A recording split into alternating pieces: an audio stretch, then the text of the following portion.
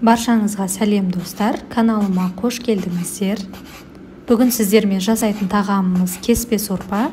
Бұл видеода сіздерге кеспені езіп алмай, сонымен қатар дәмді етіп шығарудың құпияларымен бөлісетін боламын. Видеоны соңына дейін қараңыздар.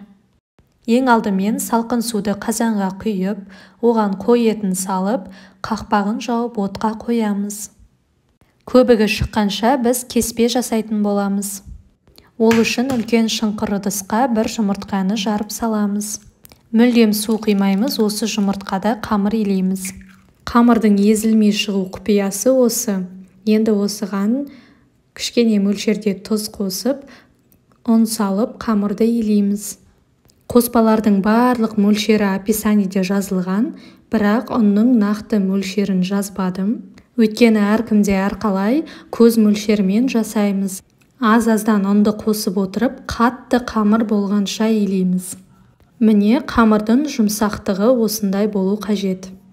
Қамырдың бетін жауып қойып қоямыз. Осы уақытта сорпаға қосатын картоп, сәбіз, пияздың қабығын аршимыз. Қабығын аршып болғаннан кейін жақсылап жуып, тураймыз. Пиязды турамай, осылай бүтін күйінде саламыз.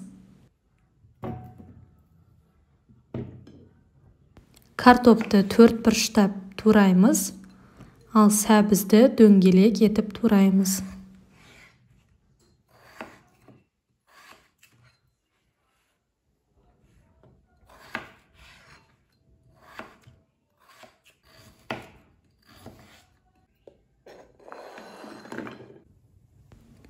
Сорпаның да көбігі шығыпты, көбігін сүзгішпен барлығын тазалап аламыз.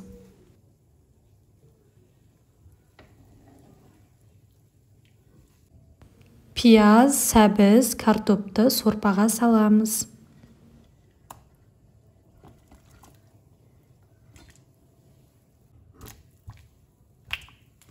Дәміне қарай тұз және де басқа да дәмдеуіштер қоссаңыздар болады. Жақсылап араластырып, жай отта қайнатамыз. Келесі үстелге жақсылап ұн сеуіп, қамырды жаямыз.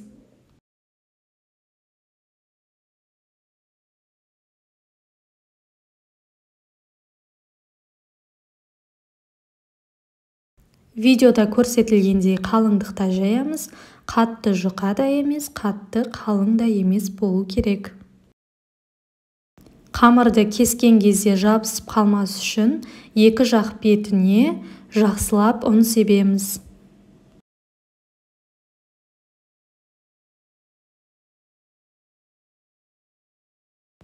Келесі рулет ұқсатып ораймыз.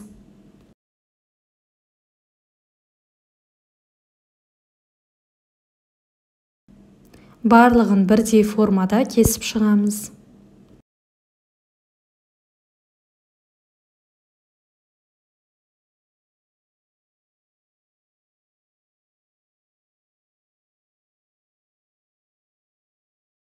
Тағы да үстіне ұн сеуіп, видеода көрсетілгендей барлығын ашамыз.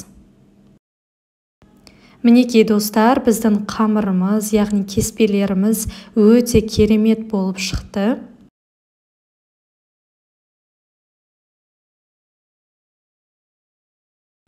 Біздің сорпада жақсы қайнап шықты. Картоп, сәбіздеріміз де барлығы пісті.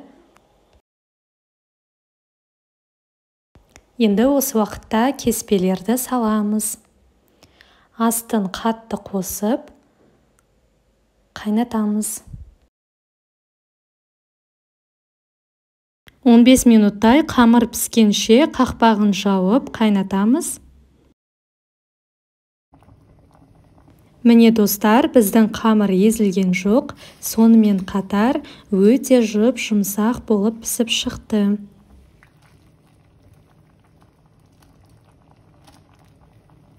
Осы уақытта пиязды сорпадан алып тастап, астын өшіреміз. Осымен біздің кеспе сорпамыз дайын. Ыдысқа құйып, дәмді ұсына берсеңіздер болады.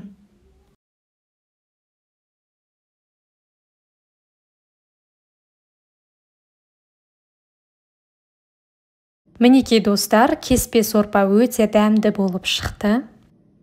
Тойымды әрі денсаулыққа пайдалы, өйткені бұл жерде барлығы қайнатылған, ешқандай май қосылмаған. Менің рецебімнен кейін кеспені үнемі үйде дайындайтын боласыздар. Бұл тағам менің отбасымның сүйікті тағамы. Сіздерге де ұнайтынына сенімдімін. Видеоны соңына дейін қарасаңыздар, ұнаса лайк басып, пікірлеріңізді қалдыруды ұмытпаңыздар. Астарыңыз дәмді болсын.